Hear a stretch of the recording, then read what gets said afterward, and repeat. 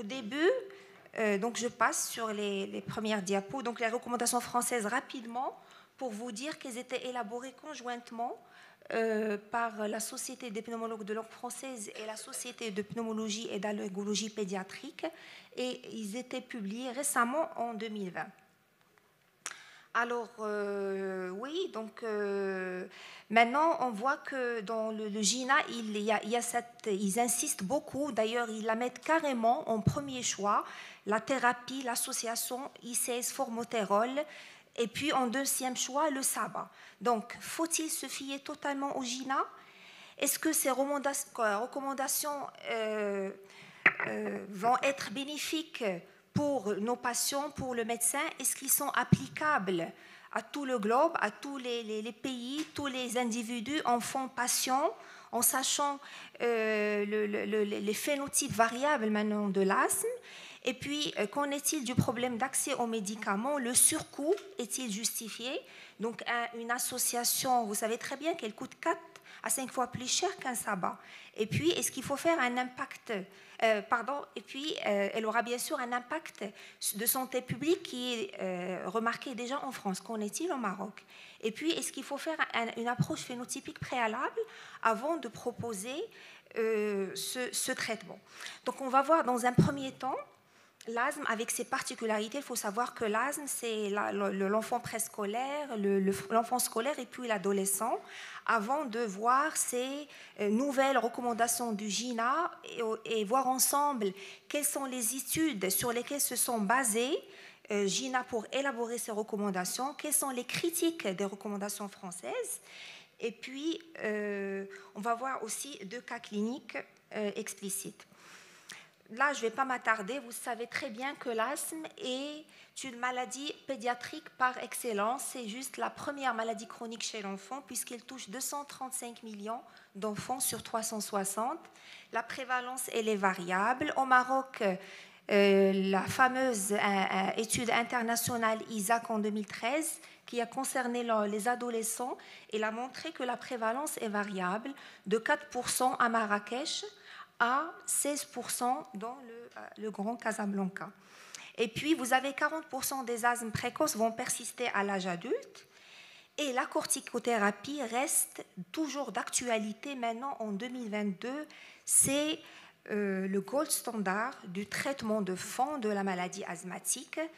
D'ailleurs, les différents mécanismes physiopathologiques de l'inflammation des voies aériennes, du remodelage des voies bronchiques et de l'hyperactivité des voies aériennes qui sont causalement interdépendantes sont toutes traitables par la corticothérapie inhalée. Maintenant, on assiste à une nouvelle ère thérapeutique. L'avènement des thérapies ciblées, personnalisées, les biothérapies ont changé le visage de l'asthme sévère. Déjà au Maroc, avec juste l'omalizumab, on a des malades chez qui la vie a été transformée. Mais malheureusement, le traitement reste toujours symptomatique. Donc, il n'y a pas de traitement curatif dans l'asthme. C'est une maladie chronique qui nécessite une prise en charge dynamique. On va revenir sur ce point, c'est très très important.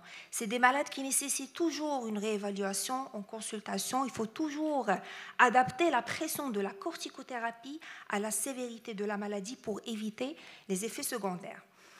Alors, la nouvelle définition, je vais passer rapidement, c'est la même chose chez l'enfant au-delà de 6 ans, c'est comme chez l'adulte. Maintenant, on parle d'un groupe de pathologies très hétérogènes. Ce sont des asthmes variables d'un enfant à l'autre avec plusieurs phénotypes, TH1, TH2, éosinophiliques, allergiques surtout chez l'enfant, et puis polygranulocytaires, etc.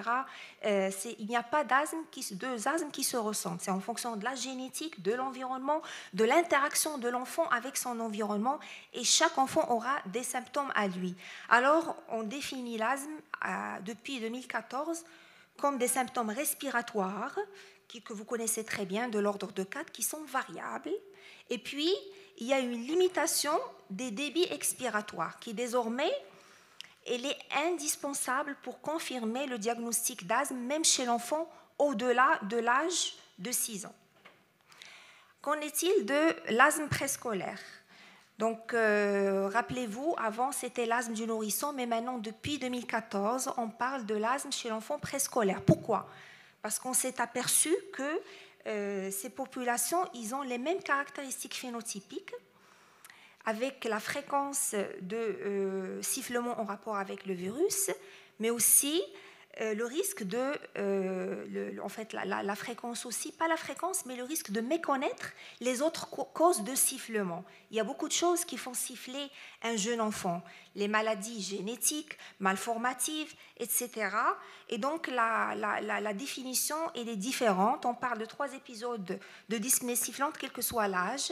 L'existence ou pas d'atopie, la cause déclenchante, après avoir éliminé d'autres diagnostics, et ça on va y revenir, c'est indispensable chez l'enfant, d'autant plus qu'il est jeune.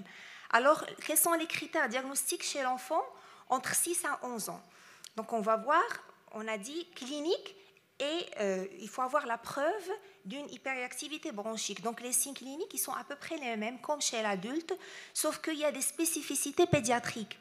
On a l'enfant, il est souvent monosymptomatique. C'est des enfants qui viennent avec une toux chronique, avec des sifflements aussi chroniques méconnus. C'est vrai que lorsqu'ils sont associés entre eux, les symptômes, c'est très évocateur. Lorsqu'ils s'aggravent à l'effort, la nuit, déclenchés par l'exposition allergénique, les polluants, les changements météorologiques, etc.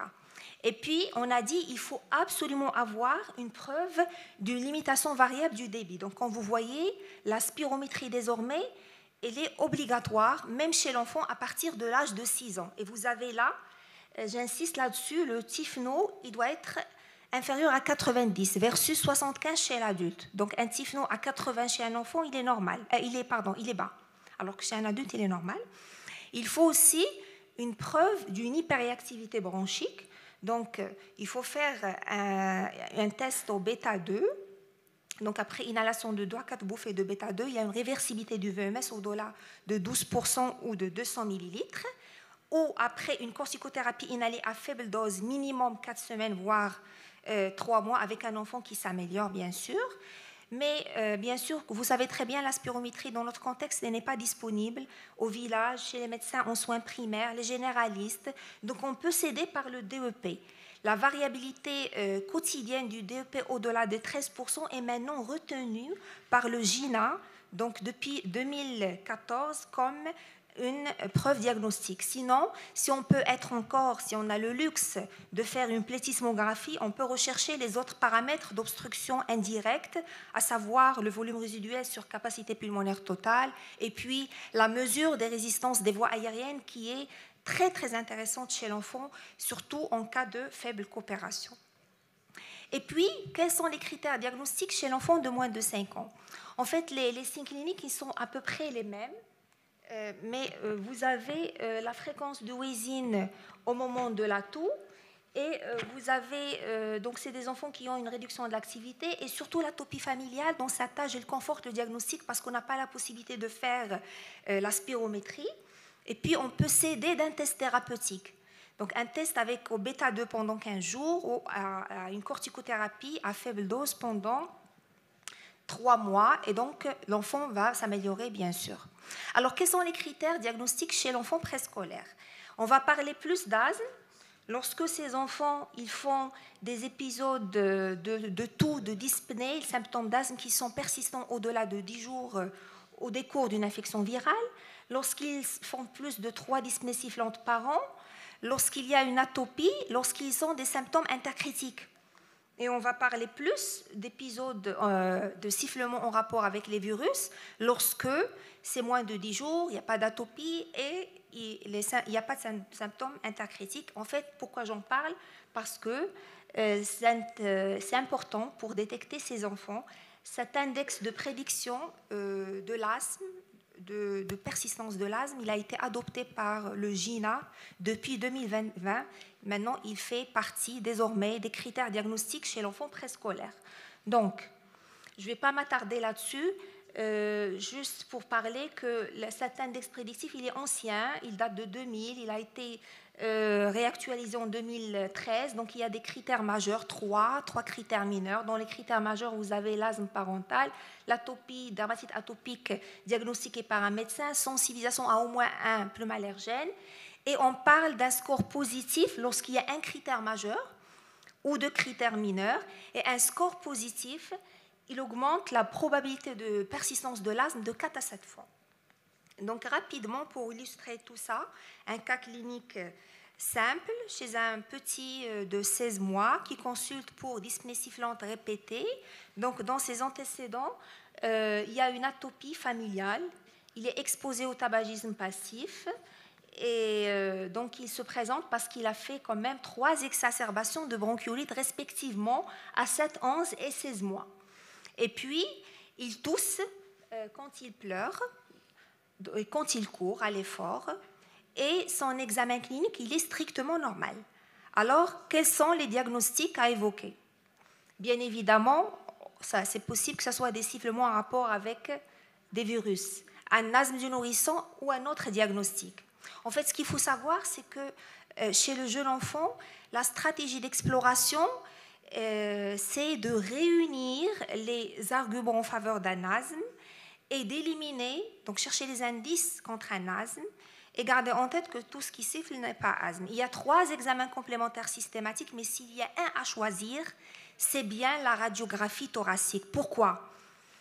Parce que ça fait partie, c'est un élément du diagnostic différentiel et on l'a fait pour vérifier la normalité de la radio, justement. Comme vous voyez ici, on peut avoir au maximum une distension, par exemple une radio quand elle est faite en exacerbation, une distension qui est bilatérale et symétrique.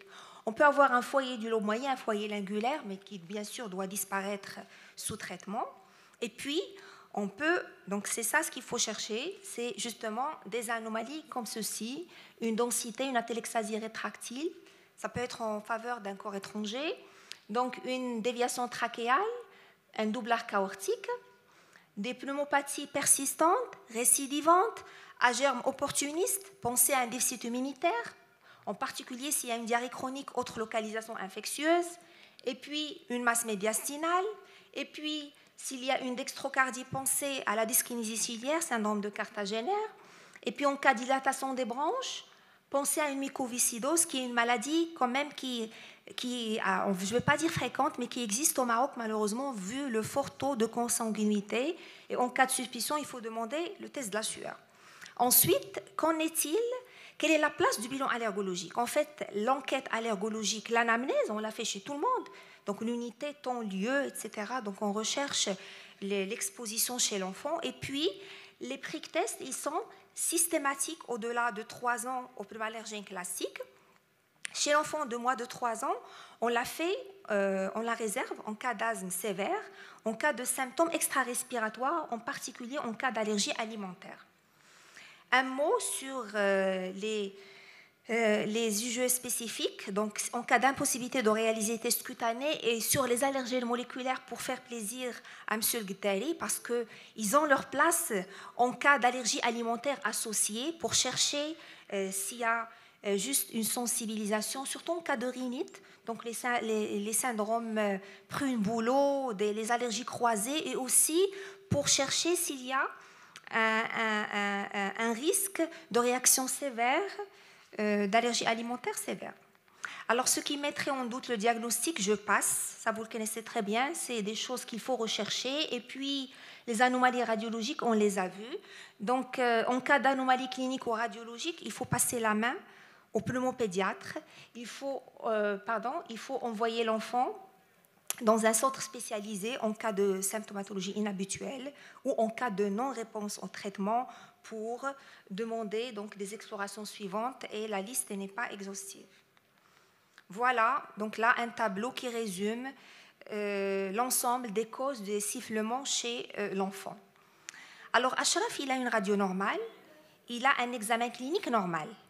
Donc, comment on va le traiter, quand et par quoi? Donc, on va commencer par le plus simple. Alors, comme vous avez vu, donc, Ashraf, il présente des symptômes nocturnes. On va y revenir tout à l'heure dans la classification du GINA. À partir du moment qu'il y a un réveil nocturne, il faut proposer un traitement de palier 3, au minimum. Donc là, on a proposé une chambre d'inhalation parce que c'est un bébé avec un masque, du fluticasone à une bouffée par jour. Donc on va voir aussi les doses tout à l'heure qui ont été révisées à la baisse. Et puis la ventoline à la demande. Et bien sûr, l'éducation, les mesures d'environnement, etc.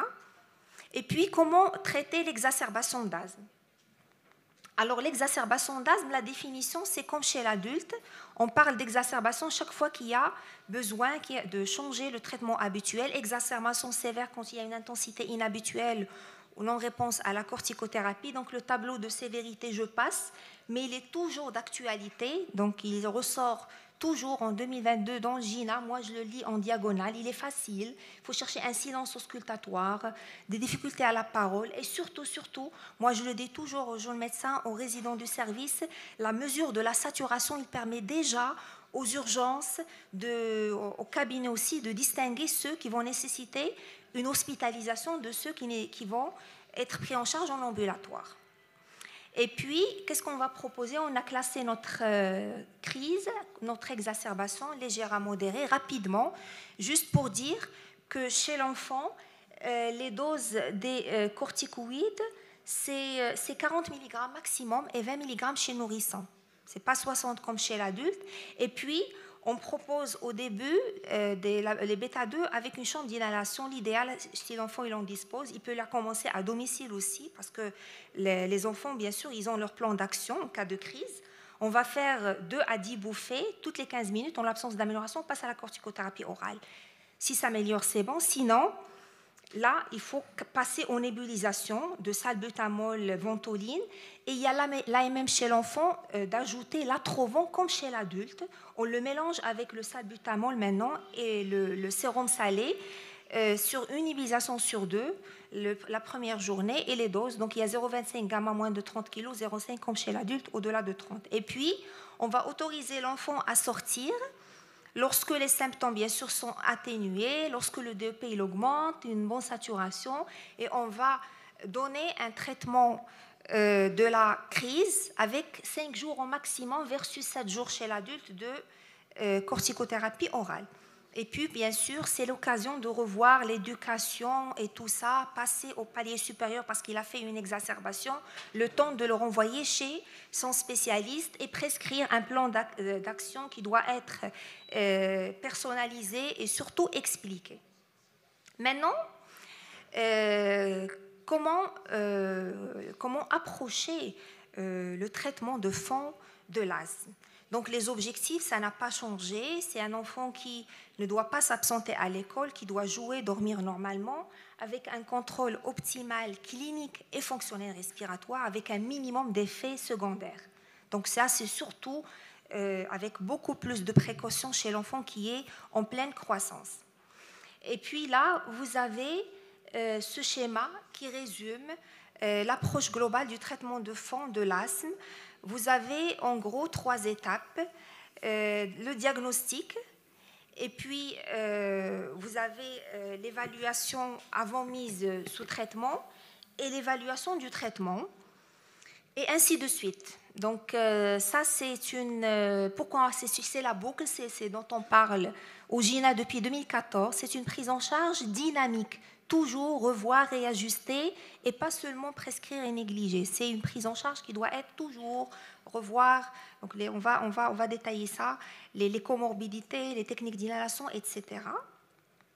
Et puis, donc, il y a la première chose, l'évaluation du contrôle avec les facteurs de risque. Donc le contrôle, je passe rapidement, vous connaissez très bien. Donc il y a 4, c'est comme chez l'adulte.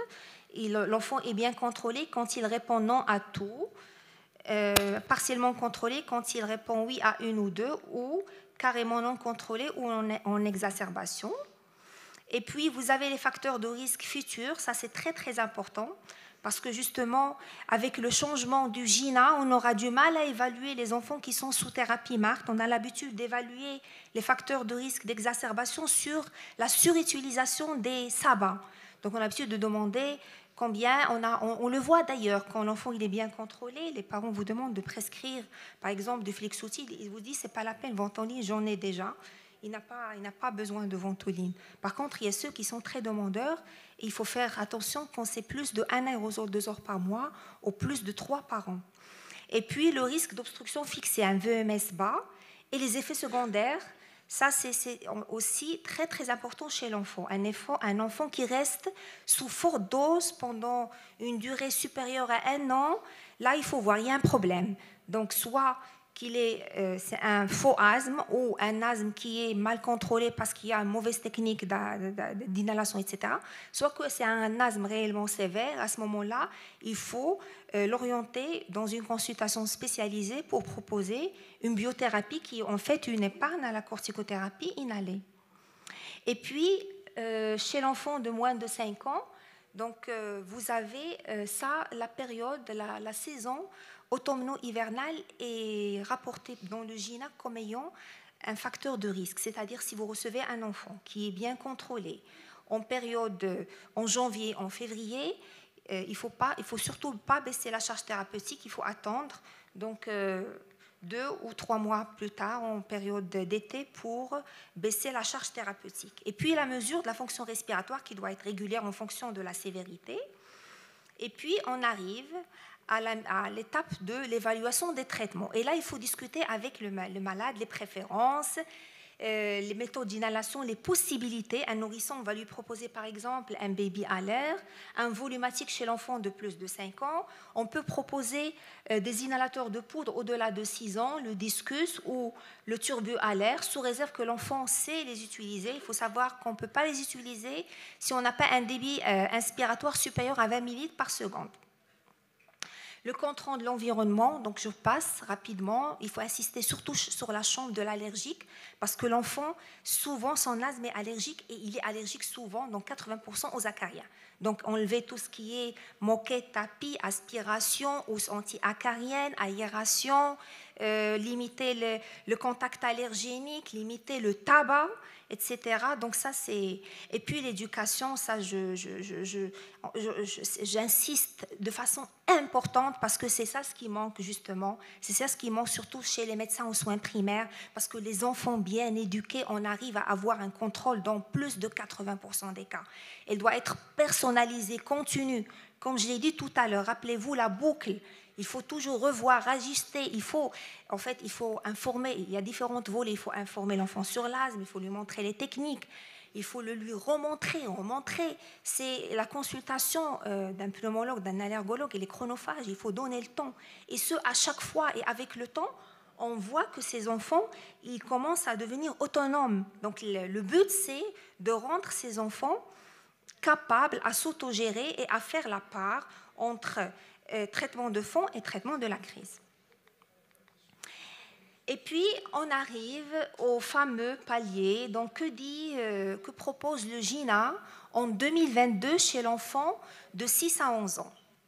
Donc, là, vous avez 2 pistes thérapeutiques, mais avant de parler de ça, je voulais juste vous parler là, parce qu'on va y revenir tout à l'heure. Le GINA, elle rappelle l'ancienne classification d'asthme avant mise sous traitement. Donc, on propose un step 1, un palier 1, quand l'enfant présente moins de 2 symptômes par mois. C'est des symptômes extrêmement rares et c'est un enfant qui ne fait pas d'exacerbation. Et puis, un palier 2, quand l'enfant devient un peu plus symptomatique avec des symptômes 4 à 5 fois par semaine.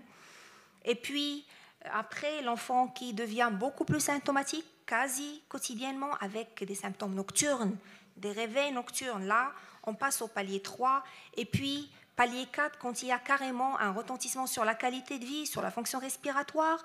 Et puis, l'asthme sévère, quand c'est un enfant qui devient quasi dépendant de la corticothérapie orale. Donc là, comme vous voyez, dans la piste 1, le GINA recommande, et ça, c'est ce que je vous ai expliqué tout à l'heure, la nouveauté. Il en a bien parlé aussi, professeur Fassi, la nouveauté depuis 2019, c'est de donner la corticothérapie inhalée à tous les stades. À chaque fois qu'il y a une prise de SABA, on profite pour passer la corticothérapie inhalée. Mais pour la thérapie de secours chez l'enfant, il reste sur le SABA en premier. Et il propose la thérapie MART, c'est-à-dire l'association ICS-formotérol, enfants et symptômes, à partir du palier 3. Et bien sûr, une augmentation est proposée chaque fois qu'il y a des symptômes qui s'aggravent, qu'il n'y a pas de contrôle, mais il faut toujours, rappelez-vous la boucle, revoir le diagnostic, la technique d'inhalation, l'observance avant de proposer une augmentation de palier. Et puis, on va classer notre asthme rétrospectivement. La sévérité de l'asthme maintenant est évaluée par le niveau de la charge thérapeutique requise pour contrôler la maladie. Ainsi, on parle d'asthme léger quand l'asthme est contrôlé par un palier 1 et 2. Et puis, chez l'enfant de moins de 5 ans, le GINA en 2022, en fait, elle reste sur ce qu'il y avait avant. Il n'y a aucun changement. Donc, on reste sur les SABA à la demande, donc Reliver ici, la thérapie de secours, et puis la corticothérapie inhalée faible dose à partir du step 2, et puis à partir du moment que l'asthme devient sévère, il faut savoir que l'asthme sévère dans sa tranche d'âge, il est extrêmement rare. Donc, il faut passer la main au pneumopédiatre pour faire des explorations, etc., rechercher d'autres diagnostics et proposer peut-être des nébulisations de corticoïdes. Rapidement, là, c'est pour montrer que les doses ils ont été revues à la baisse. Là, chez l'adulte et l'adolescent, regardez, le maximum toléré pour le fluticasone, c'est 1000, les doses faibles, il ne faut pas dépasser 500. Et puis, chez l'enfant de 6 à 11 ans, il ne faut pas dépasser 400. On parle d'équivalent de beclométasone, mais de budesonide aussi, il ne faut pas dépasser 400. On parle de faible dose de budesonide, entre 100 et 200, et fluticasone, entre 50 et 100. Encore moins chez l'enfant préscolaire. Donc, chez l'enfant préscolaire, le GINA, il a mis juste les tableaux des faibles doses, tellement il est très important dans sa tranche d'âge de baisser rapidement la charge thérapeutique. Donc, l'asthme sévère, je passe. Donc, il y a la biothérapie qui est autorisée maintenant au-delà de l'âge de 6 ans, l'omalizumab qui est disponible au Maroc. Et puis, un mot sur l'omalizumab, parce que quand même, c'est la seule biothérapie qu'on a au Maroc. Donc, on peut l'utiliser à partir de l'âge de 6 ans. Il est indiqué dans l'asthme sévère, c'est-à-dire non contrôlé par un palier 4 ou 5 de traitement pendant au moins 6 à 1 an, 6 mois à 1 an. Et il est indiqué chez l'enfant allergique. Donc, prouvé allergique soit par la positivité des tests cutanés, par des rastes positifs, par exemple aux acariens, un pneumallergène, et puis des IgE totales supérieures à 30. Et donc, c'est juste un médicament qui a changé le visage de l'asthme sévère chez l'enfant avec un recul de plus de 12 ans. Donc, ils ont commencé à le prescrire en France depuis 2010.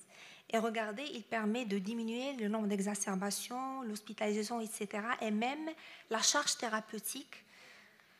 Donc, l'immunothérapie sublinguale, il est indiqué aussi maintenant dans le GINA depuis 2018, je pense, ou 2020, ou 2019.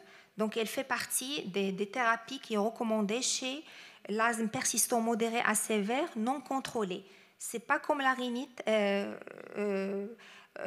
Non, c'est aussi comme la rhinite, parce qu'avant, c'était dans l'asthme contrôlé. Maintenant, on peut le donner même dans l'asthme non contrôlé. Et puis, qu'en est-il chez l'adolescent et l'adulte? Maintenant, on arrive aux nouvelles propositions du GINA concernant le traitement de l'adulte. Là, c'est là où il y a eu la révolution chez l'adolescent et l'adulte. Regardez, il y a carrément 2 pistes différentes. On parle de track 1, track 2. Et qu'est-ce qu'ils ont fait? Ils ont fusionné l'étape 1 et 2. Alors, c'est vrai que les deux, ils sont des asthmes légers, mais l'un, il est intermittent léger et l'autre, il est persistant léger. Donc, c'est ça ce qui a justement suscité beaucoup de critiques de la part des experts français, mais aussi espagnols, etc. Et donc, la thérapie de secours aussi, il recommande absolument donc, le lycées formoterol à toutes les étapes en première intention. Il laisse le SABA en deuxième choix. Donc, analysons ce GINA 2022. Donc, si on regarde ici, donc si les symptômes ils sont moins de 2 fois par mois, on donne la même chose. Que ce soit ils ont élargi. Ce n'est pas comme ce qu'on a vu tout à l'heure. Entre moins de 2 fois par mois jusqu'à 4 fois par semaine, on va donner la même chose. ICS formoterol. Donc, il n'y a pas de traitement de fond dans le palier 2, alors qu'on sait très bien que le palier 2 est un asthme persistant, léger, mais c'est un asthme persistant, et que la corticothérapie, elle est juste indispensable. Donc, il n'y a pas assez de recul, on va voir. Justement, les études n'ont pas été faites dans la vraie vie, c'est des études qu'on va voir tout de suite. Donc, il y a 2 grandes études qui ont été à la base du changement majeur du GINA 2019. C'est l'étude Sigma 1, Sigma 2.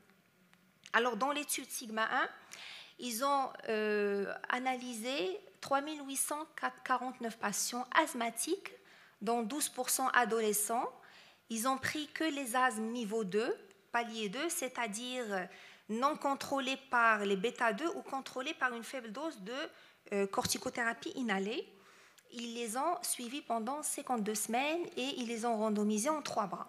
Un bras budesonide formoterol, un bras terbutaline à la demande, un bras budesonide formoterol à la demande, un bras terbutaline à la demande qui est un SABA, et puis un bras budesonide continu plus terbutaline à la demande.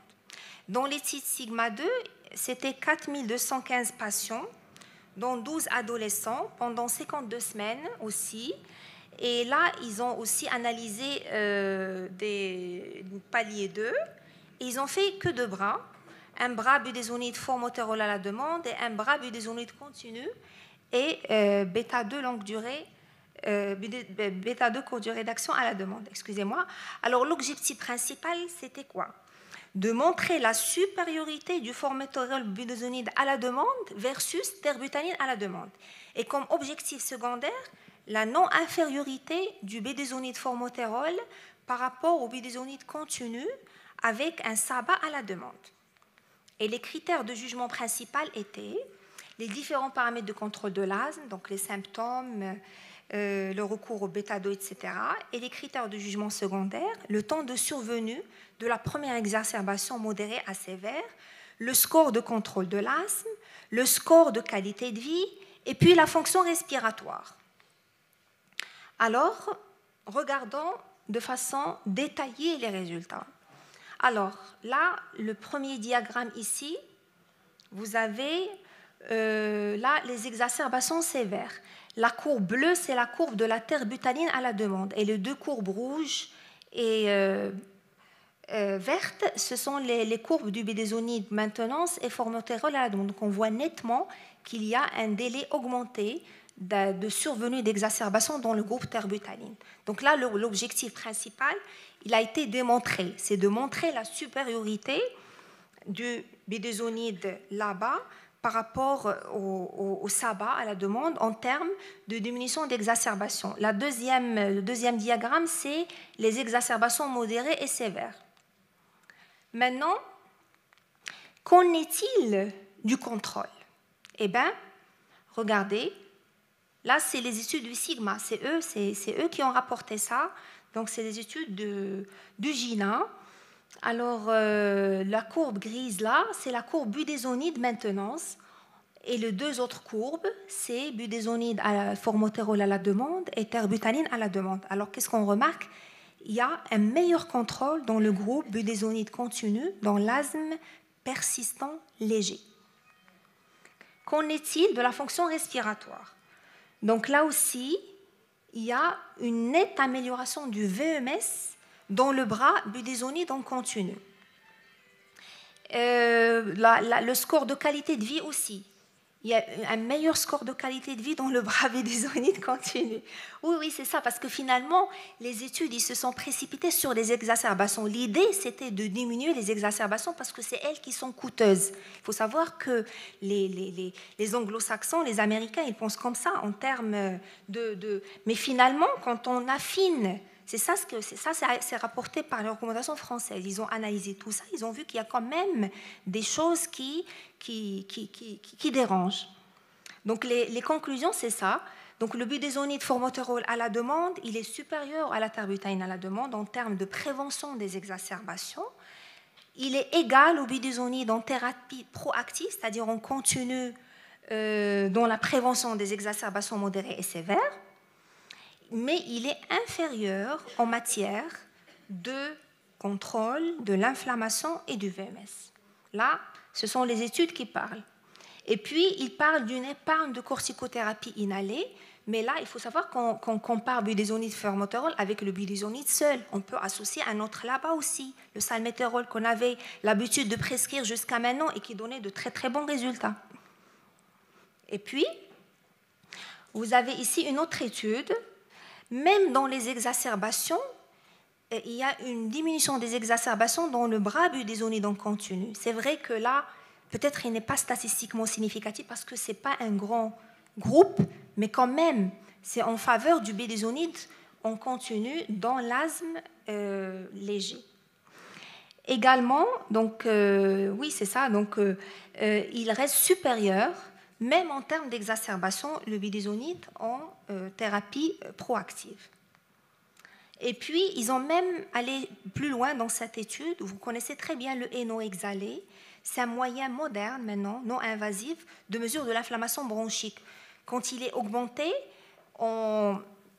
l'asthme il est non contrôlé. Et donc, ils l'ont mesuré dans ces deux bras. Ils ont trouvé que le contrôle de l'asthme en termes du NO exhalé était meilleur dans le groupe budesonide régulier. Donc, il était plus bas, le NO exhalé dans le groupe budesonide en thérapie proactive. Alors, que disent les recommandations françaises? Ils ont carrément riposté et émis donc, les recommandations qu'on a vues tout à l'heure en 2022, qui ont été élaborées conjointement avec la Société de pneumologie de langue française et la Société de pneumologie d'allergologie pédiatrique. Ils ont analysé le pour et le contre. Bon, l'idée du GINA, c'est vrai, ils ont pensé à améliorer toute population, tout individu. Ils ont fait une vision, on va dire, pratique. Un traitement qui est valable pour tous, qui va faciliter l'adhésion. Ils ont pensé à la mauvaise adhésion, un seul inhalateur, des adolescents, surtout les adolescents qui sont... Il y a quand même un problème d'observance chez les adolescents, beaucoup plus que chez l'enfant plus jeune, parce que l'enfant plus jeune est traité par ses parents. Et puis, ils ont dit, mais pourquoi ne pas viser plus haut? Qui peut le moins, qui peut le plus, peut le moins. Pourquoi sanctionner les enfants qui sont adhérents, qui sont studieux, qui vont suivre leur corticothérapie, et on va les sanctionner en termes de contrôle de l'inflammation. Il y a un possible risque sur le VMS à long risque, et vous savez très bien la détérioration du VMS, le remodelage bronchique, le risque d'évolution vers un asthme sévère. Il y a un manque de recul sur l'utilisation en vie réelle. Et aussi en crise. Alors, le SABA, maintenant, il est, je ne sais pas, ce petit spray bleu qu'on utilisait longtemps, depuis 40 ans, qui nous rendait énormément service. Maintenant, le GINA, il est en train de l'abattre. Et le LABA, s'il va être surutilisé, on ne sait pas. On ne sait pas en vie réelle. Est-ce que c'est une super ventoline? Et le SABA, si on l'utilise sous réserve d'avoir une corticothérapie inhalée au long cours, ça ne pose pas de problème. Le problème, c'est justement dans ces paliers 1 qui sont sous-évalués parce qu'ils sont traités comme palier 1 alors que ce n'est pas le cas, parce que c'est des enfants qui ne font peut-être beaucoup plus, parce que l'enfant, toujours, il sous-estime, mais ça, il faut toujours évaluer autrement. À partir du moment qu'un enfant fait une exacerbation, un adolescent fait une exacerbation, on passe sur un minimum, un palier 2. On ne donne pas un SABA à la demande. D'accord? Donc, c'est ça ce qui a fait augmenter les exacerbations et tout ça. Donc, c'est ça, ce sont ça, en gros, les remarques. Et en plus, ils disent que le sigma, ils ont étudié juste le palier 2. Ils n'ont pas étudié le palier 1. Et pourquoi ils généralisent au palier 1? Bon, il y a quand même une précipitation. Et même dans les paliers 3, 4 et 5, il y a aussi une surexposition à de fortes doses. Un enfant qui va... Bon, en matière de perception de la maladie asthmatique, vous avez des enfants qui surestiment et qui sous-estiment. Ceux qui vont surestimer, ils vont en prendre, et on va se retrouver avec de fortes doses de corticoïdes qui vont être délétères sur le métabolisme osseux, sur la fonction endocrinienne, etc. Et ça, il a été bien dit hier par le professeur El-Fassi, à partir de la corticothérapie inhalée, elle atteint un plateau.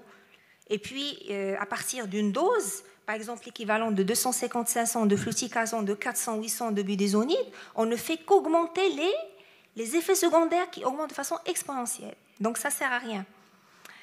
Et il y a aussi ce problème de perception, oui, parce que je voulais justement en parler, pour ceux qui vont être dans la sous-perception.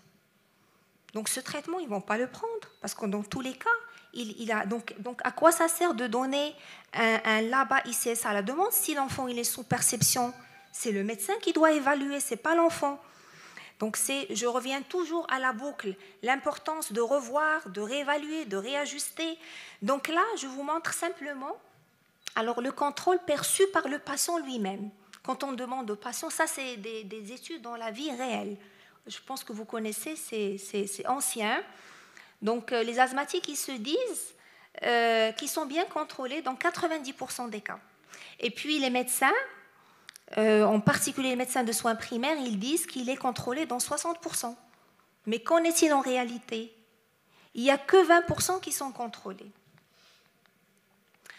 Alors, qu'est-ce qui... Bon, c'est ça, c'est l'idéal. Est-ce qu'on reste sur l'ICS formoterol à la demande, c'est-à-dire réagir en cas de symptômes, ou proposer une thérapie de fond proactive et agir en amont?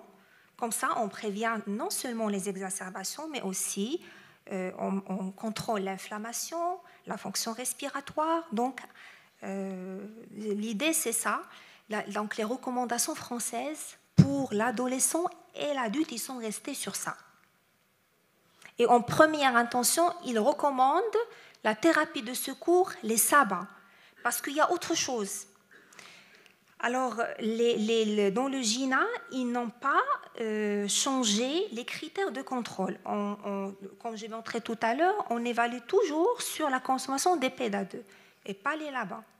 Ils n'ont pas précisé comment on va gérer les enfants en crise et comment on va expliquer ça aux médecins aux soins primaires, aux jeunes médecins, aux patients. Quand est-ce qu'il faut passer la main du LABA au SABA? Donc tout ça reste encore confus dans nos têtes, nos médecins, encore plus chez le patient. Donc ils sont restés sur ça.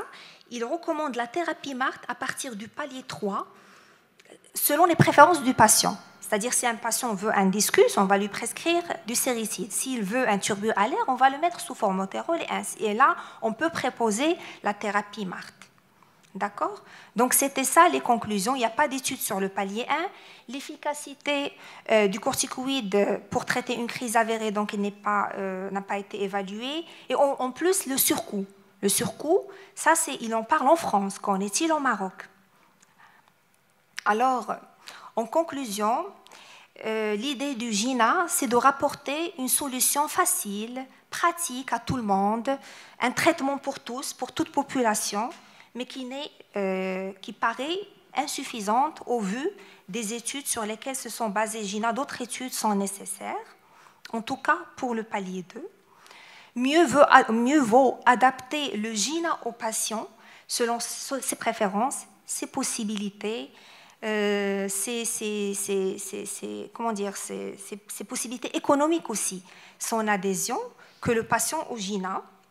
Et puis, il faut rester sur les bonnes règles, les règles de base de gestion de l'asthme, toujours impliquer le patient, ça c'est très important.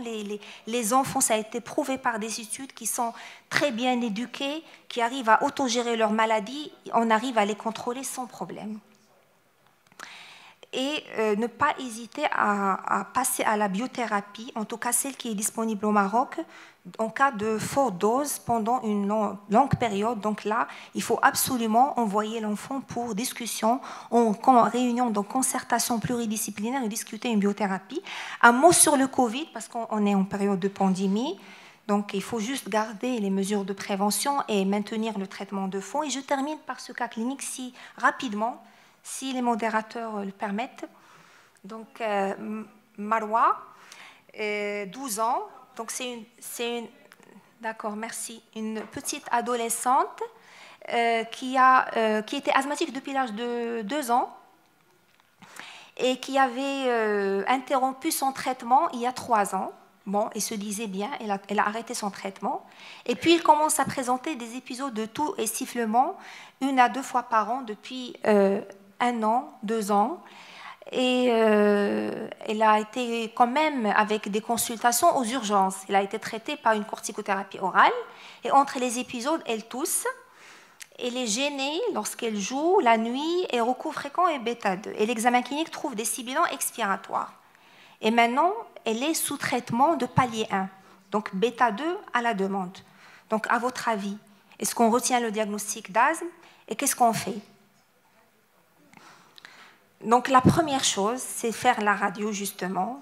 Donc là, on voit, il y a un foyer de l'eau moyen, bon, qui est classique dans les asthmes comme ça négligés. On trouve souvent des foyers de l'eau moyen, mais qu'il faut absolument s'assurer qu'il a disparu. On fait une EFR. Donc là, quand vous voyez le TIFNO, donc le rapport VMS sur capacité vitale, il est à 84, donc il est bas. Et on a un VEMS qui est à 59, avec une diminution sévère. Un VMS inférieur à 60 est un signe de sévérité. Donc il est normal, au-delà de 80, entre 60 et 80, c'est une diminution modérée. Et donc il a augmenté sous bêta-2 quand même à 83 avec 41% de réversibilité, qui est très très significative. Donc les tests cutanés sont positifs aux 3 allergènes majeurs des acariens. Donc là quand même, on a cette preuve de limitation variable, un enfant asthmatique, l'atopie personnelle, familiale, donc on va commencer un traitement. Par quoi on va commencer? Elle a des symptômes nocturnes, donc on va commencer un minimum par un palier 3, donc on peut proposer du Sericide Discus, 250 gamma, une bouffée matin et soir, là c'est les doses adultes, donc on peut, 500 c'est quand même une dose forte, mais on peut la garder pendant 6 mois, maximum 1 an. Donc, bêta-2 à la demande, chambre d'inhalation, Curtec pour sa rhinite, et puis contrôle de l'environnement, etc. Donc là, l'éducation, etc., plan d'action, etc. Alors, c'est un enfant qui a été vu 6 mois plus tard et regardez son EFR. Ce qu'on peut faire avec des traitements simples, quand il y a une bonne adhésion, il faut savoir que les enfants, ils adhèrent souvent, les adultes aussi, au début quand ils viennent en exacerbation, quand ils sont mal. Mais ils ont tendance à lâcher après. Donc, ce qu'il faut faire, c'est quoi?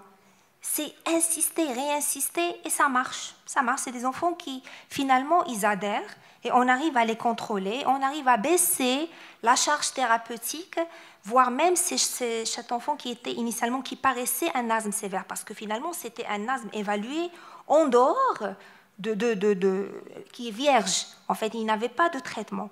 Mais quand est-ce qu'on parle de la classification d'asthme, c'est le niveau requis pour contrôler la maladie. Donc cet enfant, on a transformé son asthme qui paraissait sévère en un asthme qui est modéré et peut-être, avec le temps, on va contrôler son inflammation et on aura même un asthme léger après. Donc je vous remercie pour votre attention.